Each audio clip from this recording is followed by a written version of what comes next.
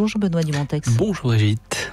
Alors vous êtes psychanalyste et vous vous êtes spécialisé déjà il y a pas mal de temps dans l'addiction sexuelle et vous considérez, comme beaucoup de personnes d'ailleurs qui travaillent sur les addictions, que c'est une drogue.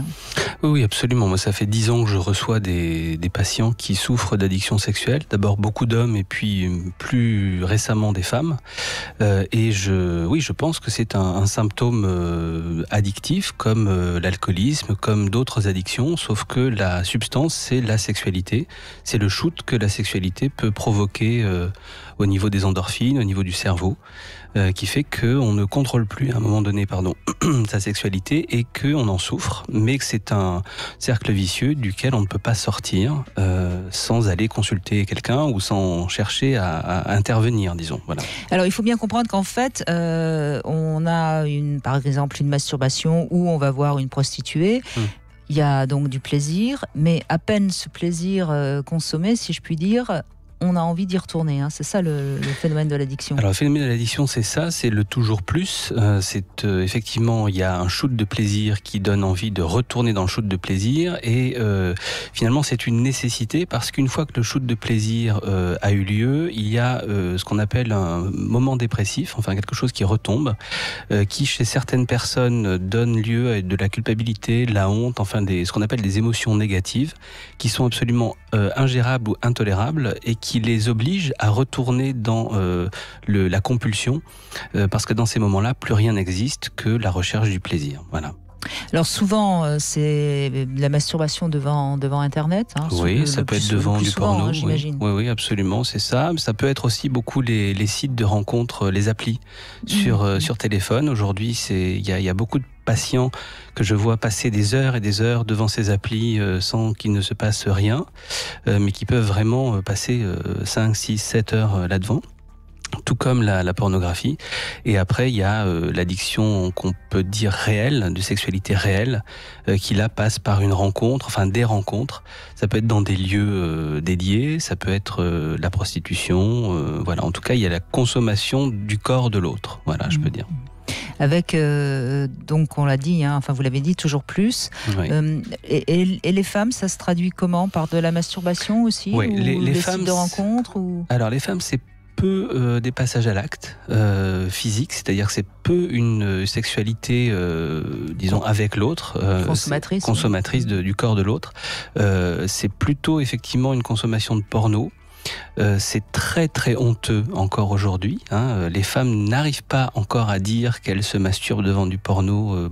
Comme tout autre humain, c'est pas voilà. Sauf que là, il peut y avoir une addiction et il y a beaucoup d'isolement pour ces femmes-là, ce qui rend la chose encore plus compliquée. Elles n'arrivent pas à venir en parler, donc elles n'arrivent pas à se sortir de ça. Et donc c'est plus virtuel, vous avez raison, c'est plus un rapport au support de l'image qu'une sexualité qu'on pourrait dire actée avec l'autre dans la vie réelle, quoi. Et alors, pour certains, c'est des personnes qui sont célibataires. Malheureusement, pour d'autres, ils sont en couple. Et là, évidemment, le partenaire ou la partenaire souffre également. Oui, alors d'abord sans le savoir, puisque en général, quand la nouvelle arrive, c'est-à-dire quand l'un des deux partenaires est surpris, c'est jamais un hasard d'ailleurs, mais ça c'est une autre question.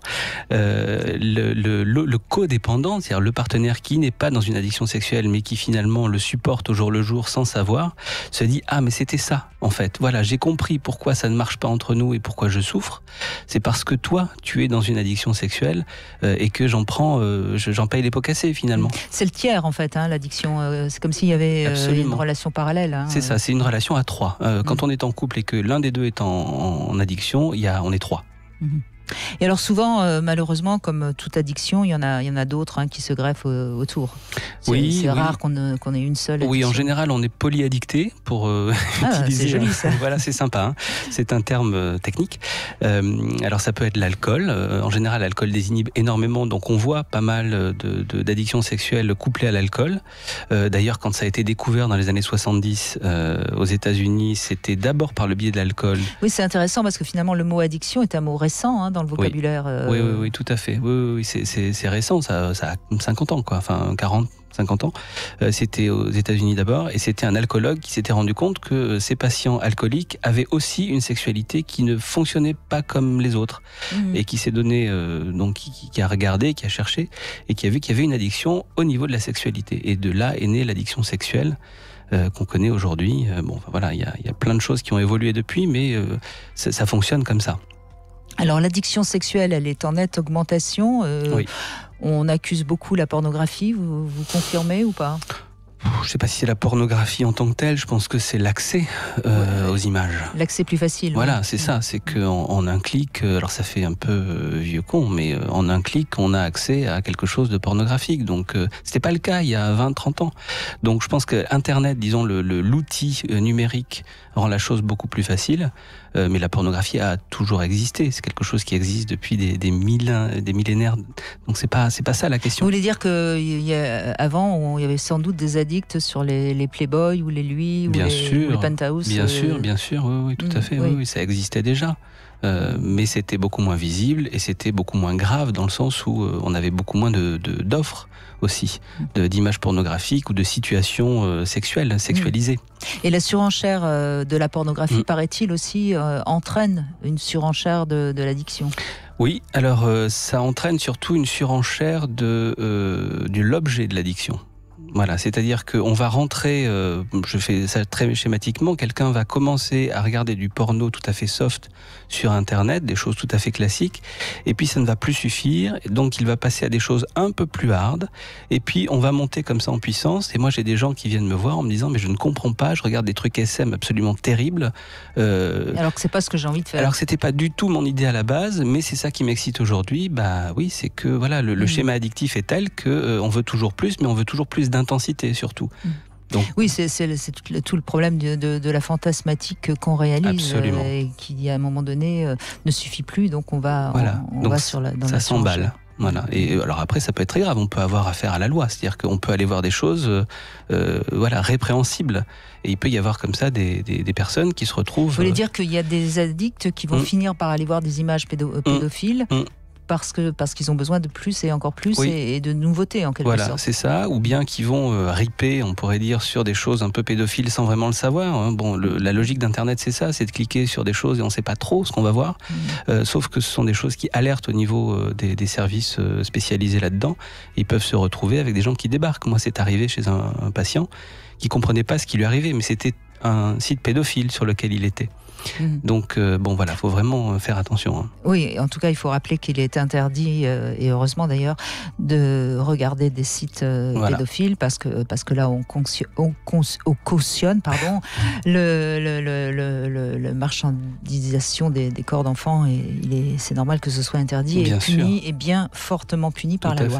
Voilà, c'était un peu le sujet d'hier, les abus sexuels. Et justement, tiens, en conclusion de l'émission hier, puisqu'on parlait des abus sexuels sur les enfants, les adolescents, est-ce que dans les personnes qui tombent dans l'addiction, il y a des personnes, justement, pas mal de personnes qui auraient été abusées? C'est une très bonne question.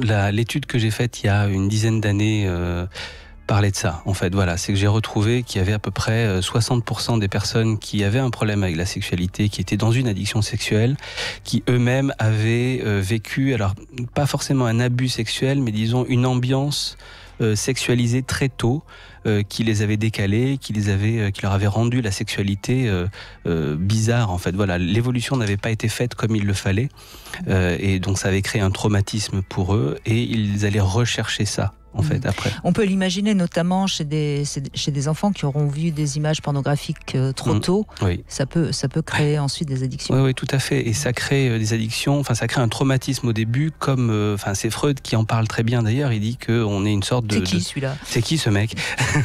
on parle de. Il parlait. Bon, c'était il y a 100 ans, mais quand même, c'est encore très actuel. Il disait qu'on était une sorte d'organisme avec des parts stimuli, donc des choses qui nous protégeaient des stimuli extérieurs. Et quand un stimulus était trop fort et qu'il entrait dans notre organisme, il créait un traumatisme. Bon, c'est ça qui se passe dans l'esprit des enfants quand ils regardent du porno, enfin quand ils ont du porno à leur disposition trop tôt, c'est que ça crée comme ça quelque chose qui les intruse et qui laisse une trace et qui du coup les rend fragiles. Et c'est là-dessus que l'addiction va après se poser et se développer.